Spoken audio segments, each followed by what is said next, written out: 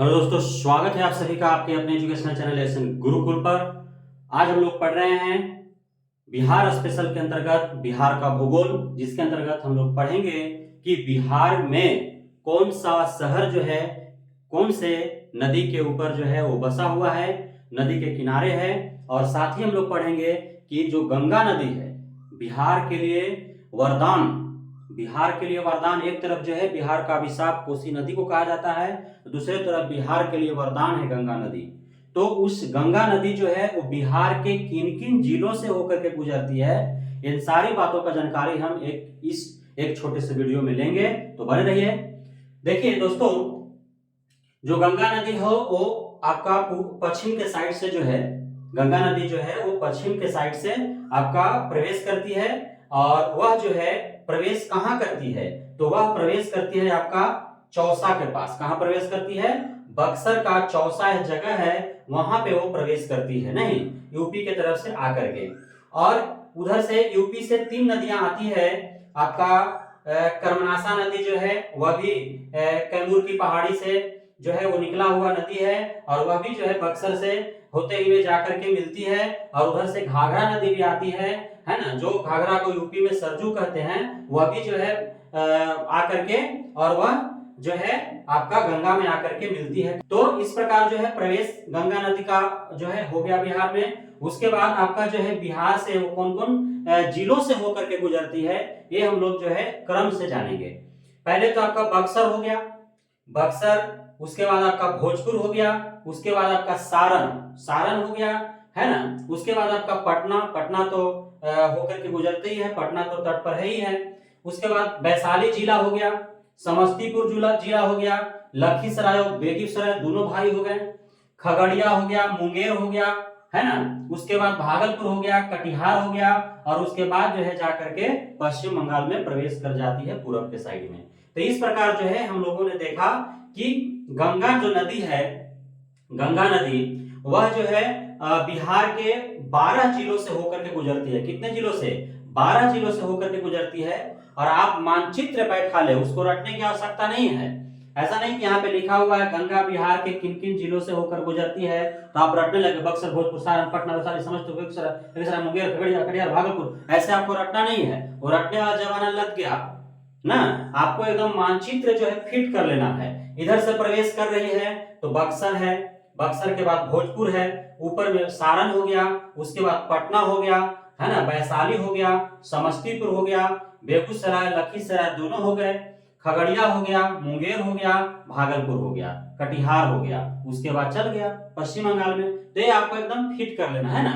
मानचित्र जो है आपको जो है बिहार स्पेशल में ही आपका पहला जो हमने वीडियो बनाया था वो मानचित्र के ऊपर ही बनाया था कि कौन सा जिला कहां पे है, किस प्रमंडल में है। वो 2 वीडियो है उससे जुड़ा हुआ, यदि वो आप देख लेते हैं हम फिट बैठ जाएगा, आपको एकदम याद हो जाएगा। जीवन में कभी भूलवे नहीं कीजिएगा कि कौन सा जिला जो है कहां पे है और किस प्रमंडल में है, नहीं। और पूरा उसके बाद भूगोल आपको एकदम समझने में जो है आसानी होगा। बिहार का भूगोल जो है और पूर्णतः मानचित्र पर आधारित है, और मानचित्र आपको फिट एकदम दिमाग में हो गया तो फिर बिहार का भूगोल आपको समझने से कोई नहीं रोक सकता है ना। तो इस प्रकार हम लोगों ने जाना कि बिहार में जब जो गंगा नदी बहती है वह जो है किन किन जिलों से होकर के गुजरती है, तो 12 जिलों से होकर के गुजरती है। बक्सर, सारण, भोजपुर, पटना, वैशाली, समस्तीपुर, बेगूसराय, लखीसराय, मुंगेर, खगड़िया, भागलपुर, कटिहार से होकर के गुजरती है।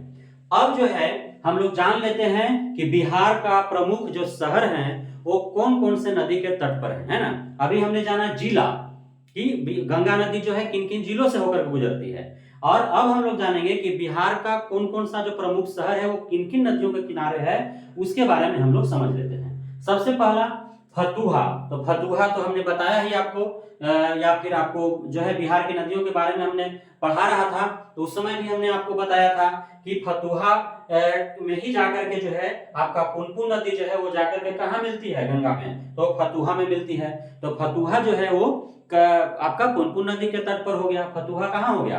पुनपुन और गंगा नदी के संगम पर हो गया। कहाँ? पुनपुन और गंगा के संगम पर फतुहा हो गया। उसके बाद फल्गु है ना। तो फल्गु नदी आप देख रहे हैं गया से होकर के गुजर रहा है। तो आपका गया शहर यदि पूछा जाए कि गया शहर किस नदी के तट पर है, तो फल्गु, है ना। वहीं पे निरंजना नदी जो है फल्गु का ही एक अंग है निरंजना नदी। उसी पर ना गौतम बुद्ध का जो है नदी के किनारे, निरंजना नदी के किनारे जो है उसके तट पर जो है पीपल गाछ के नीचे उनको ज्ञान की प्राप्ति हुई थी। तो गया जो है वो फल्गु नदी के तट पर है। उसके बाद पटना, तो पटना तो गंगा नदी पर है ही है, इसको याद करने की आवश्यकता नहीं है, वो तो आपको बाय बर्थ याद है ना।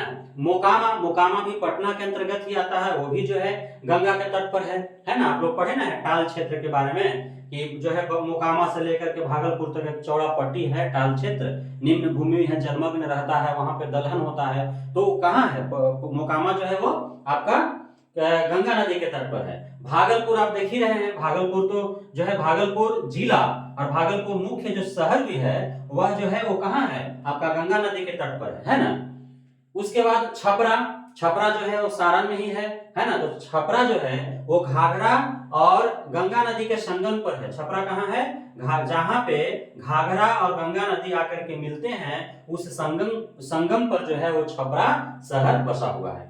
उसके बाद है बक्सर, क्या है बक्सर, तो बक्सर जो है वो गंगा नदी के तट पर है। आप देख ही रहे हैं बक्सर कहाँ है, गंगा नदी के तट पर है। मुंगेर आप देख ही रहे हैं, मुंगेर के बारे में हमने बताया गंगा नदी के तट पर है। और आपका जो क्यूल नहर, क्यूल नदी जो है, क्यूल नदी भी आपका जमुई से निकलता है, लखीसराय होते हुए फिर मुंगेर जाकर के गंगा में मिल जाता है ना। लेकिन मुंगेर गंगा नदी आपको याद रखना है। हाजीपुर जो है वो गंडक नदी के तट पर है, हाजीपुर, है ना। वैशाली जिला में हाजीपुर जो है वो किस पर है, गंडक नदी के तट पर हाजीपुर है। उसके बाद सोनपुर, सोनपुर जो है सारण जिला में पड़ता है ना। तो यह जो है आपका वो भी कहाँ है, तो गंडक नदी के तट पर है। आपका सोनपुर हाजीपुर दोनों जो है वो गंडक नदी के तट पर है। उसके बाद आपका मुजफ्फरपुर है, तो मुजफ्फरपुर जो है वो किस पर है, बूढ़ी गंडक के तट पर है। किस पर है मुजफ्फरपुर आपका, बूढ़ी गंडक के तट पर है ना। उसके बाद खगड़िया है, खगड़िया जो है वो बूढ़ी गंगा के तट पर है। अब यहाँ पे आपको कंफ्यूजन होगा, है ना, खगड़िया समस्तीपुर के बारे में आपको कंफ्यूजन हो सकता है, इसलिए कि हम यहाँ पे हम लोगों ने पढ़ा कि जो है गंगा नदी होकर के गुजरती है। अब एक चीज यहाँ पे समझ लीजिए, खगड़िया शहर हो गया, एक शहर के रूप में है, और वही खगड़िया जो है एक जिला है। तो कोई जरूरी नहीं है कि खगड़िया जहाँ पे शहर है वहां से गंगा नदी गुजरा हो। वहां से जो है वो कौन नदी गुजरा है, तो वहां से जो है आपका बूढ़ी गंडक गुजरा है। लेकिन खगड़िया जिला का जो क्षेत्र है वह गंगा तक आ जाती है, इसलिए आपको पढ़ना है कि गंगा रिवर जो है वह खगड़िया जिला से भी होकर गुजरती है। लेकिन खगड़िया जो प्रॉपर जो शहर है, मुख्यालय है जिला का, वह जो है वो कहाँ है, बूढ़ी गंडक पर है। उसी प्रकार समस्तीपुर का भी वही हाल है ना। समस्तीपुर जिला से गंगा नदी गुजरती है, लेकिन समस्तीपुर प्रॉपर जो शहर है, जो मुख्यालय है, वह जो है वो कहाँ है, तो वह बूढ़ी गंडक के तट पर है ना। दरभंगा जो है वो बागमती के तट पर है। दरभंगा कहाँ है, बागमती के तट पर है। तो ये प्रमुख जो है शहरें आपको पढ़ना है। यदि प्रश्न बीपीएससी शिक्षक भर्ती परीक्षा में आएंगे, शहरों से जुड़ा होगा कि कौन सा शहर जो है किस नदी के तट पर है, तो यहीं से आएंगे। और विशेष यदि इससे अलग भी आते हैं तो आपको जो है इससे जुड़े हुए आप लोकेशन जब आपको याद रहेगा तो आप आराम से जो है वो आप, इसीलिए हमने इस मानचित्र में जो है नदियों को दर्शा दिया, प्रत्येक नदी को दर्शा दिया। जो प्रमुख नदी जिनके बारे में आपको बिहार के भूगोल में पढ़ना है, उत्तर बिहार का जो नदी है वो आपका घाघरा है, गंडक है, बूढ़ी गंडक है, बागमती है, कमला है, कोसी है, महानंदा है। और दक्षिण बिहार का जो नदियां हैं वो है आपका कर्मनाशा है, सोन है, पुनपुन है, फल्गु है, क्यूल है, अजय नदी है। तो यहाँ आपका यदि जिला का लोकेशन यदि आपको याद रहेगा तो आप आराम से जो है फिक्स, आप कहीं से पूछे प्रश्न पूछेगा आपको जो है समझ में आ जाएगा कि हाँ कौन जिला में है ना। अब गंगा नदी जो है बीचे बीचे बिहार से गुजरी रही है, दो भाग में बांट दे रही है। और वहां हमने बता ही दिया कि गंगा रिवर के गंगा नदी जो है वो किन किन जिलों से होकर गुजरती है। तो इससे बाहर जो है आपको प्रश्न नहीं आएंगे। तो हम उम्मीद करते हैं कि आपको इस मानचित्र के माध्यम से बहुत फायदा हुआ होगा, लाभ हुआ होगा। और इसी प्रकार जो है आप हमारे साथ जुड़े रहिए, और भी इसी प्रकार के जो है जितने भी बीपीएससी शिक्षक भर्ती हेतु पढ़ाई करनी है वो सारे विषय को लेकर के हम जो है फटाफट बहुत तेजी के साथ जो है 2 महीना के अंदर पूरा सिलेबस खत्म करने का टारगेट है। आप देख ही रहे हैं एक दिन में 5 से 6 वीडियो जो है आपको अपलोड किया जा रहा है। तो बहुत बहुत धन्यवाद, फिर मिलते हैं अगले अध्याय के साथ।